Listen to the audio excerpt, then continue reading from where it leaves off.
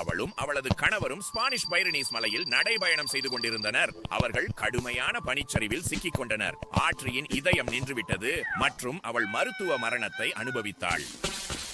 3 முதல் 6 நிமிடங்களில் நாங்கள் மீண்டும் உயிர் பெற வேண்டும். இதய துடிப்பு இல்லை. இதயம் இரத்தத்தை பம்ப் செய்யவில்லை. அதாவது நாங்கள் பனியில் இருந்து வெளியே ஆக்சிஜன் எந்த ஒரு உறுப்பும் செயல்பட முடியாது. அதுவின்றி நாங்கள் சுவாசிக்க முடியாது. ஒரு கண்ணாடியை எடு விரைவாக. உங்கள் சொந்த அழகை பாராட்ட இது சிறந்த நேரம் அல்ல. நாங்கள் சுவாசத்தை சரிபார்க்க வேண்டும். கண்ணாடியில் எதுவும் இல்ல, சுவாசமும் இல்ல, ஒளிக்கு பதிலும் இல்ல.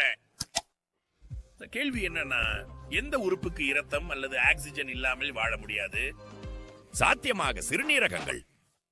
நீங்கள் தவறாக இருக்கிறீர்கள். நாங்கள் நேத்தை இழந்து விட்டோம். நம்மில் எவருக்கும் இப்போது இரத்தம் கிடைக்கவில்லை. எவ்வாறு நாங்கள் நமது உடலை காப்பாற்றுவது? பல பரிந்துரைகள். நாம் சாப்பிட வேண்டும், நாம் மலம் கழிக்க வேண்டும், நாம் சிறுநீர் கழிக்க வேண்டும். நகைச்சுவையை நிறுத்து, இது முக்கியமானது. ஒரு உறுப்பு மாற்றம் நம்ம காப்பாற்ற முடியும்.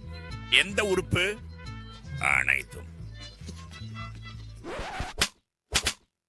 நேரம் வீணாகிறது நண்பர்களே. இன்னும் சில வினாடிகள் நாங்கள் இதை மூலமாக சுவாசித்து சாப்பிடுவோம்.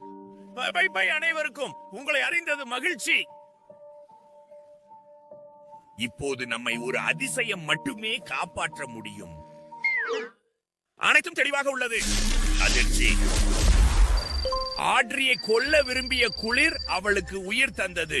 ஹைபோதெர்மியா அவள் மயக்கத்தில் இருந்தபோது அவளது உடல் மற்றும் மூளை சிதைவடையாமல் காத்தது. அதிசயமாக ஆட்ரியின் இதயம் 6 மணி நேரத்திற்கு மேல் துடிக்காமல் இருந்த பிறகும் மருத்துவர்கள் அவளை மீண்டும் உயிர்ப்பித்தனர்.